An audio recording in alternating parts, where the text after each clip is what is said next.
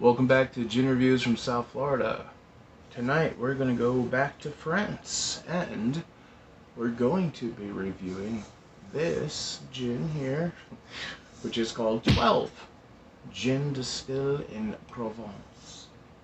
Review. GinJoe coming in at 42%. The botanicals are right here on the bottle. And they're listed as juniper, of course, coriander, almonds, thyme, angelica, grains of paradise, iris, cardamom, basil, rosemary, eucalyptus, and mint. Well, I like 10 of these botanicals. I'm not too crazy about eucalyptus and or mint in a gin, but I don't know, the bottle was just kind of sticking out, and I was like, that looks kind of interesting, so let's give it a shot, because you never know, especially here on this program. Speaking of the bottle, I really dig this. I think it's a nice, I don't know, just feels right, and the color. The only thing I don't like is it's really, really hard to read. Those botanicals are a bit challenging, but that's because the light is a little bright right now. Anyway, on the back of the bottle I have Gin 12 is craft distilled from 12 plants and spices in a plate column still, creating a subtle range of aromas. Gin 12 owes its name to the 12 plants and spices that go into its creation. It is characterized by fresh, minty, floral, slightly spicy notes and a beautifully lingering finish. A dry gin with a rich, authentic taste born of a long period of research and reflection. Gin 12 takes full advantage of its hot Provence terroir and its subtle blend of herbs such as thyme, rosemary, basil, eucalyptus, sweet almond, and mint, which join forces with small juniper berries to express the aromatic intensity of a stroll through the garden. Okay, so apparently they are a gold medalist in March of this year, and here in the States at the Beverage Tasting Institute. Their recommendations, I don't see this too often, but they say Gin 12 is perfect as a cocktail. For example, the famous gin and tonic. And then it gives 1 part gin to 2 parts tonic. Or for a more initiated, just served with a splash of sparkling water and perhaps also some lemon juice and a little sugar syrup. Well, we're gonna admit that I'm not too fond of that. Not that I wouldn't try it, but let's open it first and see where we stand. So far, so good. Hey. Woo. Okay. There's the, yeah. Oh. Well, it's one of those glass topper things. Stopper. I kind of like that, actually. Ransom is like this. I just want to smell this. Alright, we'll use this guy tonight. Oh, wow. Well, on first inspection, look at the legging on that, huh? Okay, so this is kind of interesting. They use beets as their base for a neutral spirit. I dig that a lot. I didn't even know. I've never had a beet-based gin before. I was gonna say it's legging a little different. I mean, if you could see how it is kind of stuck there, almost like corn syrup. Very strange. Very strange. It's so subtle and it's very soft. Juniper is there, but the eucalyptus is definitely at the forefront. It lets you know it's in there on the smell. But there is a sweetness to it. I wonder if it's the sugar beets that they use. Salute, huh?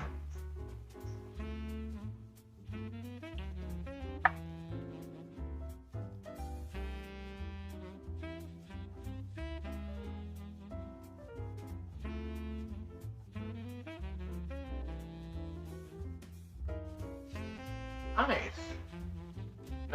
Not bad. Wow.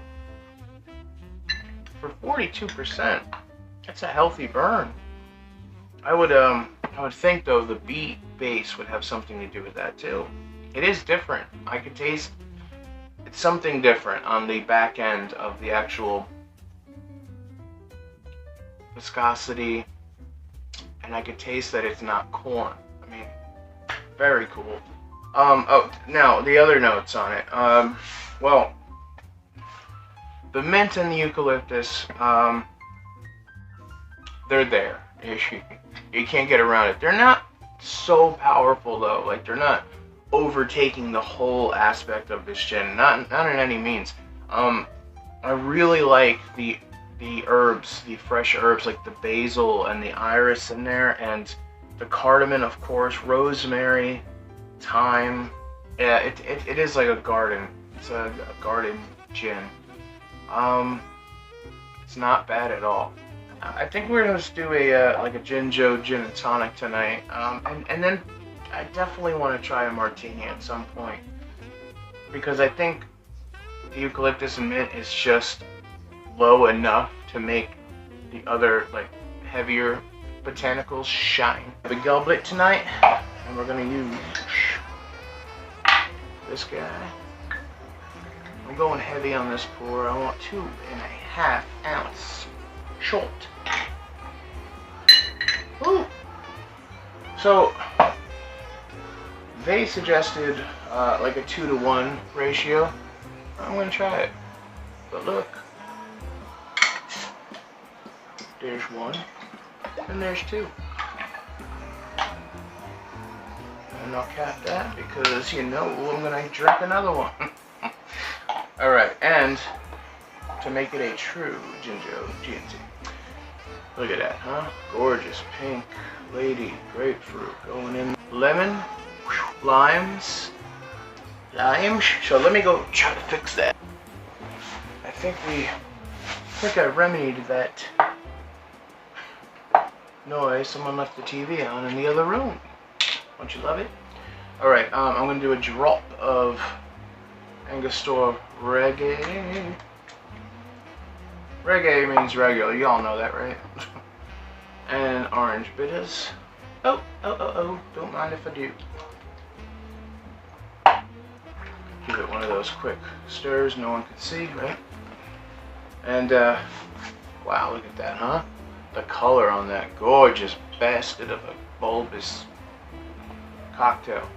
Salute.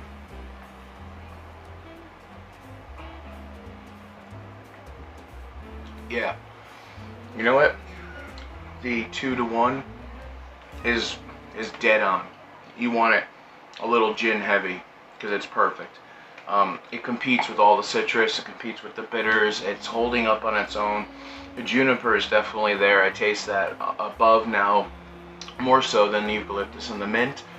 I think the bitterness of the quinine is actually pulling more of the juniper towards the front end of the palate, and I also think the two bitters are helping to do that, and it's a beautiful. Now it's like a forest in a garden. Think of that. But yeah, it tastes amazing. It's a really good GNT. It's a good GNT gin. Is it gonna make a good martini? Time will tell. All right, so I am completely out of olives tonight, but I want to try something that I've never heard of and or have seen. So, I'm just gonna go with my instinct here. If it's good, it's good. If it's not, you know, I'll tell you the truth. So I'm gonna make a martini with raspberry and lemon, and I'm just gonna do my swatch.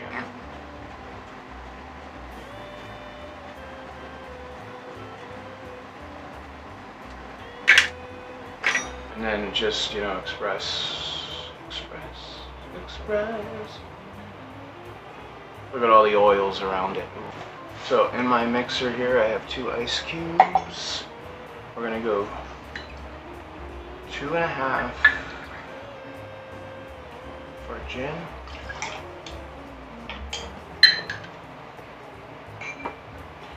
A quarter of dry vermouth. Right? And then here's where it's gonna change a little bit. I want to use Picard's bitters instead of orange bitters. And 1, 2, 3. Sounds good to me. Spoon.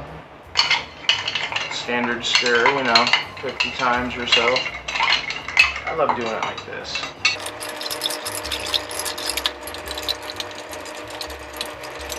There we go. They were like weirdly stuck. Oh yeah, it's getting ice cold. Alright.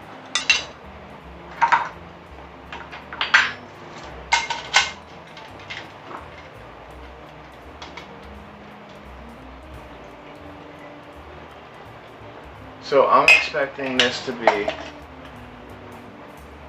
dry, but with savory notes and citrus on the back end. And I think the eucalyptus and the mint is going to make an appearance now. Cheers.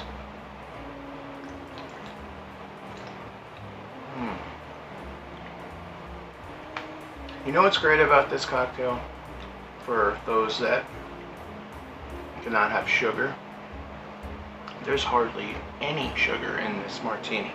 And it is as sweet as any sweet martini I've ever had, but in a very, very dry way.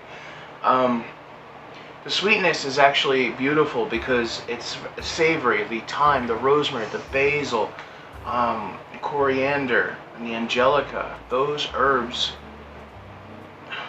are just savory, but drying down into the lemon oil and the Pichards. I mean, really good call on this. This is definitely the way to go.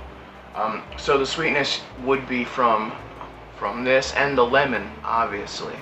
This is a very nice cocktail. This is a very nice gin as well. The price on this one was $22, not too bad. The distillery is outstanding. It's been there since I think 1898. But yeah, this is a real trip right here. This is a nice bottle of gin. I'm saying this cocktail though, this is the trip. This is what you guys got to try if you have these ingredients in the house, because this martini is as dry as any olive dirty martini that I've made thus far. But this is really outstanding. Give it a try. And the eucalyptus and mint, I don't taste them at all. I did the opposite of what I thought. I thought I was going to get a little bit of a cooling effect, but I do not taste that. But I think it's the bitters that are actually counteracting that. And it's fine though. It's nice that way.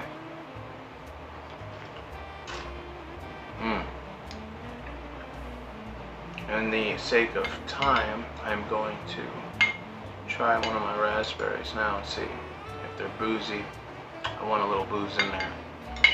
There we go.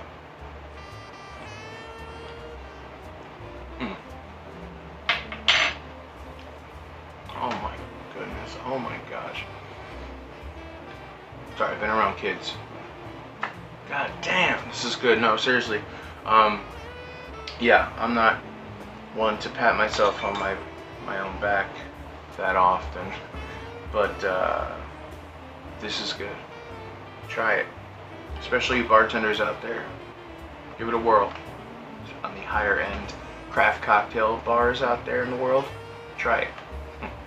So from me to you to me to everyone here in the States, in the middle, from sea to shining sea, thanks for coming back, having another great review, another cocktail with me. And yeah, go out and find this gin. It's a winner in my book on both of these cocktails. I'm sure I'll find other uses for it tonight.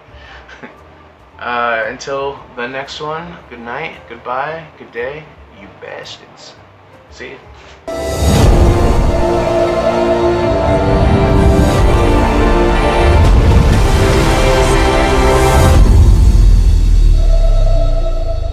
Gin 12. Genuine taste. Thank you so much for watching. Please subscribe, comment, thumbs up for more gin reviews in the future from the GinJoe.